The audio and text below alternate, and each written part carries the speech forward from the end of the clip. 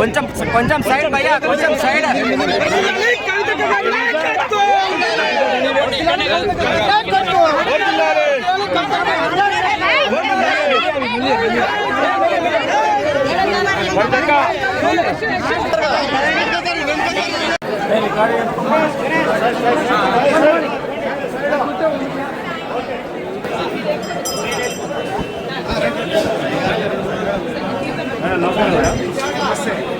నవీన్ మీ అందరి ఫోటో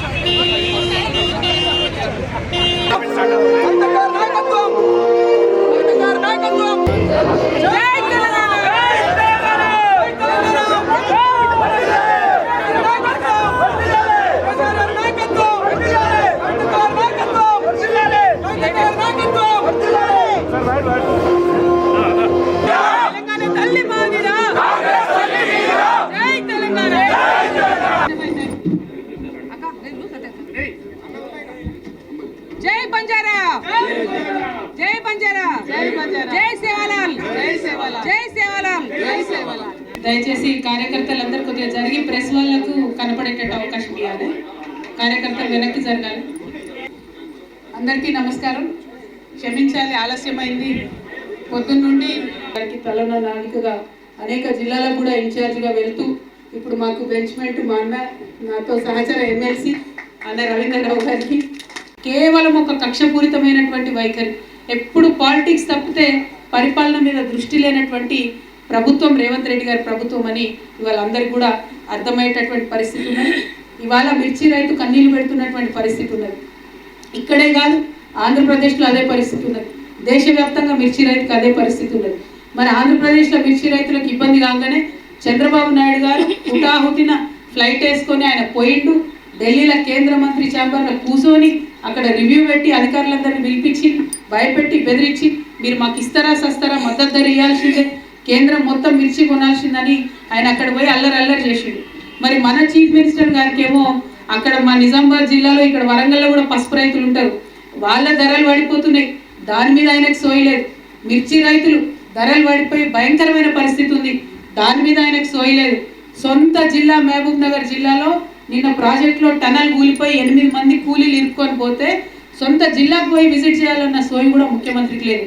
ఎక్కడ పోయిండాయో మన సీఎం గారు అంటే ఎన్నికల ప్రచారానికి పోయిండట. ఎన్నికల ప్రచారానికి పోయి ఎమ్మెల్సీ ఎన్నికలలో ఓట్లేమని అడుగుతాడట. ఎందుకు నీ ప్రచారం, ఎవరి కోసం ప్రచారం, ఏం చేసినవని ప్రచారం చేసుకుంటారు ముఖ్యమంత్రి గారు? మీరు మిర్చి రైతుల గోస చూసిరా, పసుపు రైతుల కన్నీళ్ళు పట్టించుకున్నారా?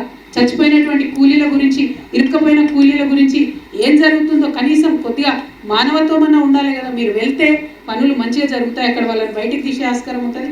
అందుకే నేను చెప్తా ఉన్నా, ఈ ప్రభుత్వం పీపీపీ మోడ్లో నడుస్తుంది. పీపీపీ మోడ్ అంటే ఏంటంటే ఒకటి ఫస్ట్ పీ ఫోబియా. ఏం ఫోబియా పట్టుకుంది రేవంత్ రెడ్డి గారికి? కేసీఆర్ ఫోబియా. మైక్ పట్టగానే కేసీఆర్ను తిట్టాలి, అంతకుమించి ఇంకో ఆలోచన ఏం లేదు. ఆయనకి ఏం రాదు, పాపం ఏం చేయడు. మైక్ పట్టగానే సంవత్సరంన్నరైనా కేసీఆర్ని తిట్టాలి. ఒకటి కేసీఆర్ ఫోబియా. 2 ఇంకోటి ఏముంటుంది? పాలిటిక్స్. ఇక తెల్లారు లేస్తే పాలిటిక్స్. ఇదే పాలిటిక్స్ అంటే మొత్తం అంతా కూడా ఇక్కడ మిర్చి రైతులు ఏడుస్తుంటే, పసుపు రైతులు ఏడుస్తుంటే అన్ని ఇడిసబెట్టిపోయి ఓట్లు అడగడానికి నిజామాబాద్కి పోయి, నిజామాబాద్ అంట కామారెడ్డి అంటే ఎక్కడెక్కడ పోయి వాళ్ళు ఓట్లు అడుగుతారంట. 3వది పర్సంటేజ్. ఏంది పర్సంటేజ్? మీ అందరికి కూడా తెలుసు. బయట ప్రతి ఒక్కరు గల్లీ వరకు కూడా 10% సర్కార్ అని పిలుస్తున్నారు రేవంత్ రెడ్డి గారిని. అందరు ఇంకా మాకైతే అడ్రస్ కూడా చెప్తున్నారు, అక్కకి పలాని చూడకపోతే గడ పర్సంటేజ్ ఇస్తే పనులు అవుతున్నాయని. సర్పంచులు ఉండొచ్చు ఇక్కడ మన వాళ్ళు చాలామంది, మీకు ఎవరికి బిల్లులు వస్తలేవు. కొంతమంది హుషారు ఉన్న వాళ్ళు పోయి తెచ్చుకుంటారట ఇచ్చి మరి ఆలోచన చేసుకోండి ఒక్కసారి. సో ఎంత భయంకరంగా ఉందంటే ఇక్కడ ఈ ప్రభుత్వం పరిస్థితి. పర్సెంటేజ్ తీసుకోవాలి, లేస్తే పొద్దుగాలు లేస్తే పాలిటిక్స్ చేయాలి, ప్రజాపాలన మాత్రం లేదు, వాళ్ళు చెప్పింది మాత్రం లేదు. అందుకే నేను అంటున్నా ఇది పీపీపీ మోడ్లో నడుస్తుంది. ఇక ఇంకొక పీ కూడా యాడ్ చేయొచ్చు కావాలంటే. ఏం చేస్తుంది ఇక్కడ మీరు అందరూ తెలుసు, పత్రికా మిత్రులు ఉన్నారు, మా కార్యకర్తలు ఉన్నారు. ఏ ఒక్క గ్రామంలో ఎక్కడ కూడా మహిళలకు 2500 రూపాయలు ఇవ్వలే వారు చెప్పింది. కానీ పక్క రాష్ట్రంలో అడ్వర్టైజ్మెంట్లు మాత్రం ఫ్రంట్ పేజీలో ఇగో మేము 2500 ఇచ్చేసినాం తెలంగాణ మహిళలకు అని చెప్పి మన తెలంగాణ పైసలు పెట్టి అక్కడ పిఆర్ స్టంట్లు వేస్తున్నారు. ఇక ఇవి తప్పితే పరిపాలన మీద వాళ్ళకి దృష్టి లేదు. నేను ఇవాళ ముఖ్యమంత్రి గారిని కోరుతా ఉన్నా, మహబూబాబాద్ జిల్లాలో మిర్చి రైతు గోసపడుతున్నటువంటి పరిస్థితి ఉన్నది. చాలా దారుణంగా మిర్చి రైతులు మరి బాధలో ఉన్నారు. ఇదే మహబూబాబాద్ జిల్లాలో మరి బాలకిషన్ అనేటటువంటి ఒక యువ రైతు జస్ట్ 34 ఇయర్స్ 34 ఏళ్ళు మాత్రమే ఉన్నాయి. ఆయన తులసియా తండల కురివి మండలంలో చనిపోయింది. ఇప్పుడు అదే కురివి మండలం నుంచి నేను వచ్చిన. ముఖ్యమంత్రి గారు నేను రిక్వెస్ట్ చేస్తాను, మీరు కొంచెం సేపు రాజకీయాలు పక్కన పెట్టండి. మీరు రైతు భరోసా వేసినామన్నారు, నిజంగా ఎవరికి వస్తలేదు వాస్తవాన్ని. అది మీకు ఎవరైనా మీ నాయకులు చెప్తున్నారో చెప్తలేదో మాకు తెలియదు, మేము చెప్తా ఉన్నాం, వస్తలేదు. రెండవది రైతు రుణమాఫీ చేసినామంటారు, ఎవరికి రాలేదు. మీరు ఓన్లీ బ్యాంకులకు లోన్లు తెచ్చుకోండి, మనిషికి 2 లక్షలు, మేము 9 డిసెంబర్ అధికారంలోకి వస్తాం, 9 డిసెంబర్ మీకు లోన్ వేవర్ చేస్తామని చెప్తే పాపం అమాయకపు గిరిజనులు దారుణంగా మోసపోయి ప్రతి ఇంటికి ఇవాళ 8 నుంచి 10 లక్షల అప్పులు. ఏది రుణమాఫీ? దయచేసి రుణమాఫీ చేయమని నేను కోరుతా ఉన్నాను. ఇవాళ నా యువ రైతు చచ్చిపోయిందంటే ఊరికే చచ్చిపోలే, ఈ కష్టాలు దయచేసి మీరు గమనించమని నేను కోరుతా ఉన్నాను. ఇక బోనస్ కాదు, అది బోగస్ అనాలి దాన్ని, బోగస్. ఎందుకోసం అంటే సన్న వడ్లకు బోనస్ ఇస్తామని చెప్పి 10% మందికి కూడా ఇవ్వలే. మొత్తం రైతులు అమ్మేదాకా చూసి అమ్మినాక లాస్ట్లో కొంతమందికి ఇక బోనస్ ఇచ్చినామని 2-3 ఊర్లలో ఇట్లా విధులిచ్చినట్టు బోనస్ ఇచ్చారు. ఎందుకోసం చేస్తున్నారు ఇట్లా? మోసం ఎవరి కోసం చేస్తున్నారు? రైతుల కష్టాలు పట్టించుకోండి. మిర్చి రైతులకు ఎట్లయితే మీ పక్క రాష్ట్ర ముఖ్యమంత్రి చంద్రబాబు నాయుడు గారు ఢిల్లీకి పోయి ఆయన లొల్లి వేసి ధర అడుగుతూ ఉన్నాడో, మీరు కూడా ఢిల్లీకి పోండి. మిర్చి రైతులకు కనీసం 25,000 రూపాయలు మద్దతు ధర కేంద్రం నుంచి మీరు తీసుకురండి. ఖచ్చితంగా 25,000 లేకపోతే వాళ్ళ గిట్టుబాటు కాదు.